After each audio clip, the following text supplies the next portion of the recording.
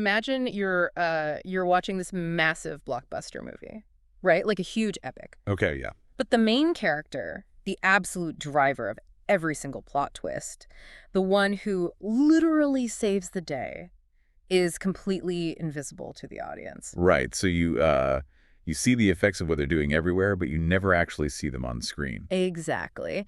And for today's deep dive, and today is April 1st, 2026. By the way, we're actually tracking down that exact invisible actor, but in the physical world. Yeah. It's an element that is almost certainly like sitting in your pocket right now. It's holding up the building you're sitting in. And at this exact second, it is literally replicating your DNA. It's wild to think about. It really is. Our mission today is to uncover the hidden, highly strategic life of zinc. And, the sheer ubiquity of it is just staggering when you look at the numbers. I mean, it's the fourth most consumed metal on the planet. Right, trailing just behind, what, iron, aluminum, and copper? Exactly. But it is practically invisible to most of us. And the thing is that invisibility isn't just some clever metaphor. It's an actual physical characteristic that defined its entire history. Yeah, and it's basically the reason it acts as this ultimate behind-the-scenes power player in modern geopolitics, which is also why it was just recently added to the U.S. critical minerals list. Which is a huge deal. It is. So we've pulled together this really fascinating stack of sources for you today to figure out how something so incredibly common becomes so critical.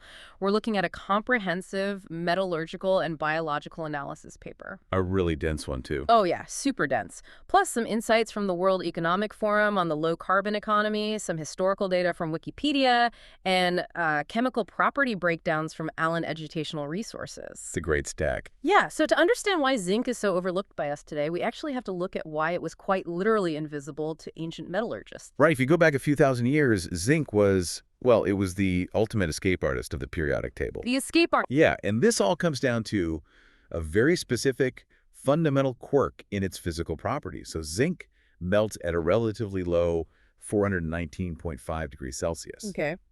But it boils at 907 degrees Celsius. Which, 907 sounds really high to me, but for a metal, that's actually an incredibly low boiling point. Yeah. Exactly. It's very low. Historically, to extract any metal from its raw ore, you have to smelt it. Right, you heat it up. Yeah, you heat the ore up with carbon, usually charcoal, to basically strip away the oxygen or the sulfur that's holding the metal bound inside the rock. Okay, makes sense. But the chemical reaction required to extract zinc from its ore using carbon, it only triggers at temperatures above 900 degrees Celsius. Oh, wow. Meaning the temperature you need to free the zinc is actually higher than the temperature where zinc turns into a gas. Yes, exactly. So picture an ancient blacksmith, right? Working at a traditional smelting furnace. They throw in their zinc ore, they pump the bellows to get the heat high enough to trigger the extraction. And it just vanishes. Literally. The moment the zinc is freed from the rock, it immediately vaporizes. It pulls this disappearing act, escaping right up the chimney with the exhaust gases. That is so frustrating. It's pulling a smoke bomb routine every single time they tried to pin it down. Every time. So the Romans, they were using brass, right, which is a mix of copper and zinc, but they must have been making it without ever actually seeing the pure zinc itself. They did. They used this really clever workaround called the cementation process. How does that work? They would take solid copper, place it in a crucible with a zinc carbonate ore, which is called calamine, and add charcoal. Then they heated the whole thing up. But it's enclosed. Right, enclosed. Yeah. So the zinc would vaporize inside the crucible, and that gas would be instantly absorbed directly into the solid copper to create brass. Wow. Yeah, they never isolated pure liquid zinc. They were essentially just capturing its ghost. Capturing its ghost. That is fascinating. Now, I was looking at the historical data, and the alchemists took a slightly different approach, right? They did, yeah. They would sometimes manage to burn zinc metal in the open air, and it created these fluffy white clumps that collected on all their equipment. And they had a really poetic name for it. They called it philosopher's wool or white snow. Which sounds very mystical, but chemically, what they were doing was just creating zinc oxide. Right. The zinc vapor hit the oxygen in the air, oxidized instantly, and then condensed into those white fibrous tufts. But again, they were catching a byproduct, not the pure metal itself. So who actually figured it out? Because to find the people who solved the puzzle of capturing the escape artist, we actually have to look to India, don't we? We do.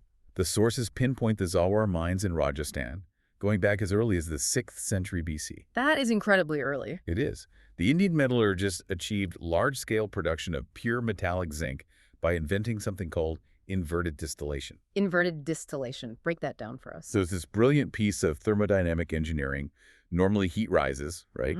Right. And vapor goes up and out the top of a kiln. Well, the metallurgists at Zawar packed clay, retorts basically these long cylindrical vessels with zinc, ore, and carbon. Yeah. But instead of leaving the top open, they sealed it completely. Okay. And they directed a tube pointing downwards from the retort into a lower collection chamber that was kept cool. Wait, so they forced the vapor against its natural path? Yeah. Downwards. Exactly. The fire was built around the upper part of the retorts, so as the zinc vaporized, the pressure physically forced the gas downward into that cooler chamber below. Oh, wow. And because it hit that sudden sharp drop in temperature, the vapor condensed back into pure liquid zinc before it could react with the air or escape. That is genius. They essentially trapped the vapor and forced it to materialize. And they were doing this on an industrial scale centuries before Western chemists figured out the same mechanism. That's incredible. So we finally managed to capture this escape artist in the physical world, relying on these massive engineering workarounds. But the irony of the whole thing is, once we actually pin it down under a microscope, we discover that this exact same element has been quietly orchestrating our internal biology since the dawn of time. It really has. It is arguably the most vital trace metal in the human body, second only to iron in terms of pure abundance. Right. But what truly sets zinc apart biologically is its sheer versatility. I mean, it is the only metal found in all classes of enzymes. All of them. All of them. It is structurally or catalytically involved in over 3,000 human proteins. That means roughly 10% of the entire human proteome relies on zinc ions just to function. That's huge. And I really want to focus on how it reads our genetic code, because the biological analysis paper spends a ton of time on these structures called zinc fingers. Yeah, zinc fingers are a perfect example of its biological essentiality. Okay, exactly. So to read or copy DNA, proteins have to physically slot into the major groove of the DNA double helix. Like a key in a lock. Exactly. But proteins are these long chains of amino acids, and they need to fold into very specific rigid shapes to actually fit into that groove. Okay. A zinc finger is a tiny structural fold in a protein where a single zinc ion acts as the linchpin. The protein basically wraps itself around the zinc ion, which stabilizes the fold. And if the zinc isn't there... Without that zinc ion holding the structure together, the protein unravels, and your DNA literally cannot be read or regulated properly. See, I have to push back here on the mechanics of this, though, because we are talking about a metal, Right. and at room temperature, pure zinc is known for being somewhat brittle. So how does a brittle industrial metal act as this incredibly precise, flexible tool inside a microscopic biological cell? That is the big question. The secret lies in what chemists call its coordination geometry. Coordination geometry, okay. Yeah, because of zinc's unique electron configuration, basically its atomic architecture. It is incredibly flexible in how it bonds with other molecules. Okay, so it's not stiff. Not at all. In a biological setting, it doesn't act like a rigid steel beam. It acts much more like a highly dynamic multi-directional hinge. Oh, a hinge. That makes a lot more sense. Yeah, it allows enzymes to rapidly shift shapes, grab onto a target molecule, facilitate a chemical reaction, and then immediately let go and return to its original shape. Okay, a dynamic hinge mechanism completely tracks. And it's not just facilitating DNA either. It's aggressively defending the body, basically acting as the gatekeeper of the immune system. Totally. It is absolutely crucial for the development and activation of our white blood cells. Right. And it actively scavenges what are called reactive oxygen species. Free radicals. Exactly. These really unstable, highly reactive molecules that basically tear through your cells, causing oxidative stress and cellular damage. Zinc steps in to neutralize them. It's like a cellular bodyguard. Exactly. Furthermore, it acts as a second messenger in cellular signaling. When a cell needs to sound the alarm about an infection, it actually releases a burst of zinc ions to communicate with neighboring cells. Kind of like how calcium works in muscle contraction. Very similar, yes. Okay, so because zinc is orchestrating all the cellular activity, our bodies are just burning through it constantly, which means we have to replenish it. We do. But getting it from our food isn't as straightforward as it seems. The sources point out that oysters are, by far, the absolute richest dietary source of zinc. Oh yeah, by a wide margin. Yet there's this massive global health issue where an estimated 17% of the global population is actually zinc deficient. Which is a huge number. It is. And the paper mentions that leaning heavily into a plant-based diet can actually exacerbate this deficiency because of compounds called phytates. Right, phytates. How do phytates physically stop us from absorbing the zinc we eat? So phytic acid, or phytates, is the storage form of phosphorus. You find it in a lot of whole grains, legumes, and seeds. Okay, pretty common healthy food. Very common. Yeah. But the molecule has these chemical arms that are highly negatively charged. Zinc ions, on the other hand, are positively charged. So when you digest them together in your gut, the phytates act like powerful magnets. They snap right onto the zinc ions. Oh, I see where this is going. Yeah, it creates this massive, bulky, insoluble complex. Your intestinal walls physically cannot absorb a molecule that large. Wow. So you might be eating a diet that technically contains enough zinc on paper, but the phytates are chemically locking it away and escorting it right out of your digestive tract. That is wild. But, as essential as it is for life, there is a very fine line with toxicity. Definitely. I found this piece of trivia in the research that completely surprised me. So, if a dog swallows a U.S. penny minted after 1982, Oh, the 1982 switch. right, which is when they switched pennies to be 97.5% solid zinc with just a really thin copper plating, if a dog swallows one of those, it can actually be fatal. It's a huge veterinary emergency. Yeah, because the highly acidic environment of a dog's stomach immediately strips away that thin copper plating and starts dissolving the raw zinc underneath. Right. And this creates zinc chloride, which is incredibly corrosive and literally burns severe ulcers into the stomach lining. And that's the thing. The intense reactivity that makes it so useful as a biological catalyst is the exact same thing that makes it dangerous in the wrong context. Yeah. You actually see this same danger with certain over-the-counter cold remedies. People using excessive amounts of zinc-based nasal sprays have actually developed anosmia, Wait, anosmia, that's the total loss of smell, right? a total permanent loss of their sense of smell. Just from a nasal spray, because the zinc is destroying the tissue. Specifically, the free zinc ion acts as an aggressive electron scavenger, what chemists call a Lewis acid. Okay. So when it's applied directly in high concentrations to the nasal cavity, it aggressively rips electrons away from the delicate olfactory nerve receptors. Oh. It effectively kills the nerves that allow you to smell. Oh my God. Yeah, the FDA actually had to step in and issue warnings about it. That is terrifying. But that fierce chemical reactivity, the exact same trait that makes it toxic to the delicate nerves in your nose, is precisely the weapon that engineers exploit to protect our cities. It really is. Which brings us to the industrial world, where zinc's absolute primary role is to be the ultimate sacrificial bodyguard for our physical infrastructure. We are talking about galvanization. Right. And just to frame how big this is, galvanization accounts for 50 to 60% of all the zinc produced globally. Over half of it. Easily. It is the process of coating iron or steel with a protective layer of zinc to prevent rust. And I always picture zinc here as like the Secret Service agent throwing itself in the line of fire. The steel beam is the VIP, and the zinc is actively taking the bullet. That's a great way to think about it.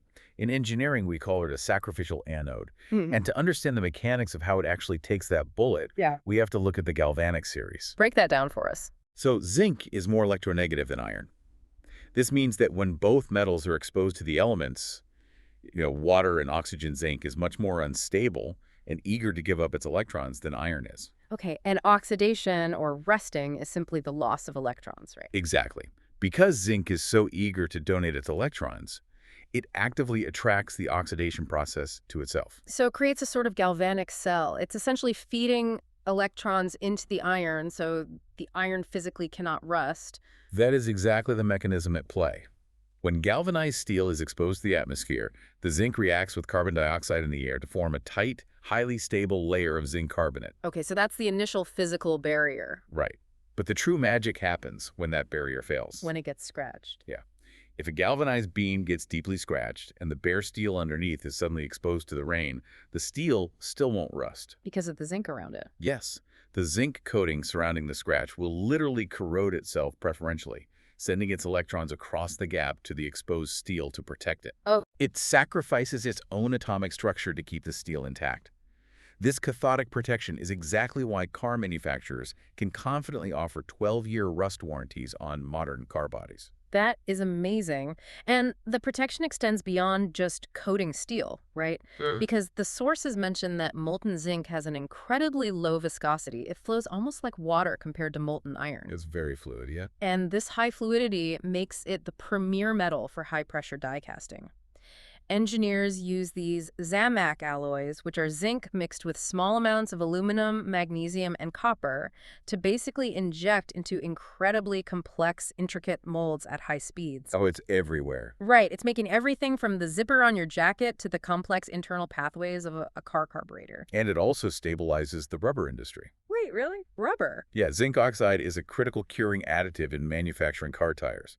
It helps cross-link the rubber polymers during vulcanization, which allows the tire to resist the immense heat and physical wear of driving at high speeds. I had no idea. You literally cannot drive down the street without relying on zinc in multiple forms. So, because zinc is the ultimate protector of our infrastructure, it makes sense that it has suddenly become the absolute linchpin of the 21st century green energy transition. Absolutely. And that transition is currently running headfirst into a massive geopolitical bottleneck. Right.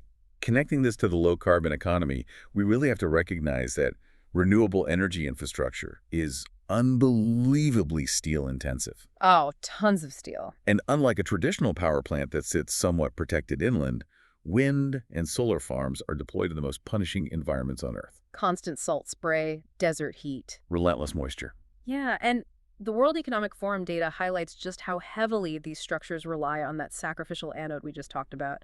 I mean, just looking at the WEF data from our sources, a single 10-megawatt offshore wind turbine requires roughly 4 tons of zinc just to survive the marine corrosion. 4 tons per turbine. Yeah. And a 100-megawatt solar park, which produces enough power for maybe 110,000 homes, that requires 240 tons of zinc for its mounting racks and supports alone. It's massive. And without zinc taking the hit, the green transition simply rusts away before it ever pays off its carbon footprint. Completely. And zinc is also stepping into the energy storage game now, right? Oh, the battery sector, yes. Zinc-ion batteries are emerging as a really massive grid storage alternative to lithium-ion batteries. Why zinc over lithium? The primary advantage is safety. Because zinc-ion batteries use water-based electrolytes, they're entirely non-flammable. Oh, that's huge. It is. You can build giant stationary battery parks near densely populated cities without any of the catastrophic thermal runaway or fire risks associated with lithium. Okay, but here's my major pushback on this entire supply chain panic. Let's hear it. The Wikipedia source clearly states zinc is the 24th most abundant element in the Earth's crust. So it is naturally very abundant. Furthermore, we know it is 100% recyclable without any loss in quality. So if there is plenty of it in the ground and we can recycle it indefinitely, how on earth is it suddenly on the U.S. critical minerals list? How can there be a strategic shortage of something we have so much of? It's a great question, and it introduces a concept that resource economists call the byproduct paradox. The byproduct paradox. Yes. You are entirely correct. Zinc itself is relatively abundant. The strategic vulnerability causing all this panic is not necessarily about the zinc alone. Okay, what is it about? It's about the fact that zinc is the essential host metal for other incredibly rare elements, specifically germanium and gallium. Oh, so they hitch a ride inside the zinc ore. Exactly. They are found locked away in trace amounts within zinc sulfide deposits, which is an ore known as sphalerite. And germanium and gallium are absolute magic in the high-tech world. What are they used for? They are the critical semiconductor elements required for fiber optic networks, high-efficiency solar cells, and advanced infrared defense systems. Wow, okay, so military and major telecommunications. Yeah, you simply cannot build modern telecommunications or advanced military targeting systems without them. And the paradox is that to get those trace tech metals, you are physically forced to mine and refine massive quantities of zinc. Exactly. You cannot secure a domestic supply of germanium and gallium without maintaining a massive, robust, primary zinc smelting industry. You have to process millions of tons of raw zinc just to sift out these tiny, vital trace byproducts. Now, to be clear, we aren't taking a political stance here. We are just looking strictly at the data provided by the World Economic Forum in our source stack. But according to their 2025 and 2026 reports, where does this global supply chain actually stand right now? Well, the concentration of refining is heavily skewed. China currently controls about 68% of global germanium production, along with a vast majority of the world's actual zinc refining capacity. And the U.S. The United States mines plenty of raw zinc, or it actually remains a top 5 global producer. But the U.S. has essentially hollowed out its domestic refining capacity over the last few decades. Meaning they dig the rock out of the ground, but they just don't have the facilities to process it here. Right, so the U.S. exports its raw zinc concentrate across the Pacific for processing, and then has to turn around and import 73% of its refined, usable zinc metal back. That seems incredibly inefficient. It is, and crucially, by exporting the raw ore, the U.S. loses all access to those high-tech byproducts. The facilities doing the refining are the ones capturing the germanium and gallium, So they are literally giving away the secret sauce just by exporting the raw dirt. which is exactly why Western nations, including the U.S. and Australia, are now scrambling to rebuild domestic smelting capacity. They are heavily investing in facilities that use the RLE process to try and regain control of that entire supply chain. Okay, break down the RLE process for us. What does that actually entail? RLE stands for roasting, leaching, and electrowinning. Okay. First, you roast the ore, basically baking it at extremely high temperatures to burn off the sulfur. Right. Then the leaching phase involved dissolving that roasted ore in giant baths of sulfuric acid. Sounds intense. It is.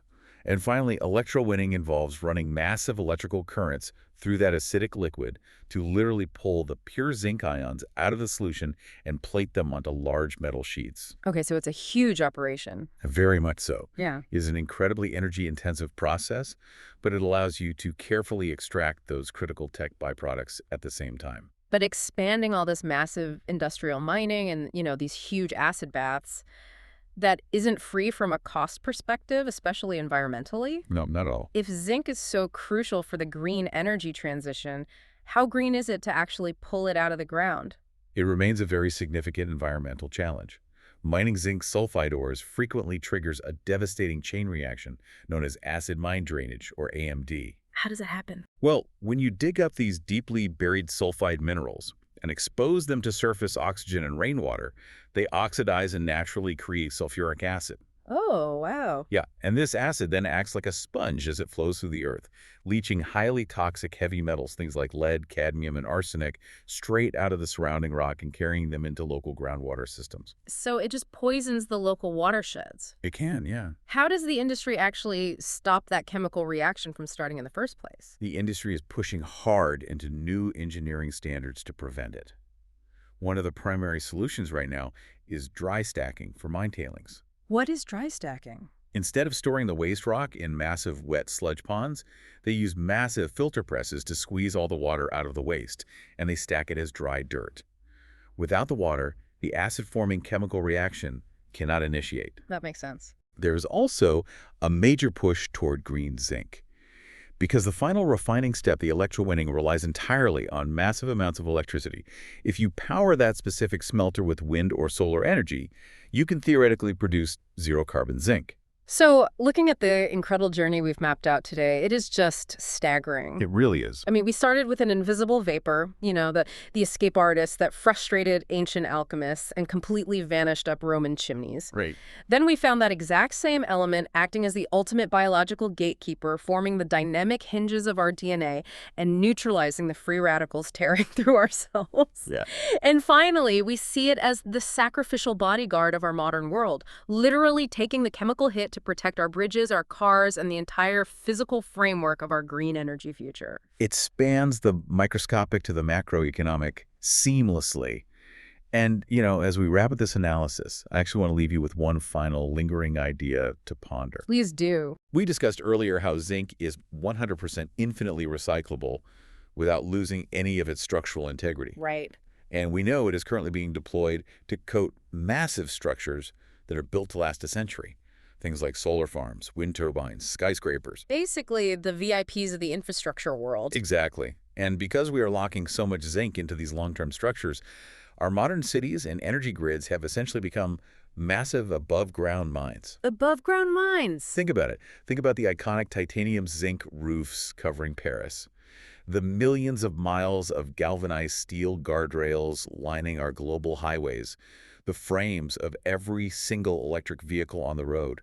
They constitute a staggering anthropogenic ore bank. An anthropogenic ore bank. Yeah, a man-made deposit of refined metal. Oh, wow. So we have pulled the metal out of the earth and basically stored it in plain sight. Exactly. We have extracted so much zinc and locked it into our built environment that future generations might not need to mine zinc from the earth at all. That is wild. When those structures finally reach the end of their century-long lifespans, our descendants won't be digging holes in the ground. They will simply harvest the cities we are building today, melting down our old infrastructure to build the world of tomorrow. We are literally building the mines of the future right above our heads. We really are. Well, thank you so much for joining us on this deep dive. The next time you look at a street lamp, a car door, or even just a simple zipper on your jacket, take a moment to look closer at the hidden, invisible, protective layers of the world around you. You might just see the escape artist at work.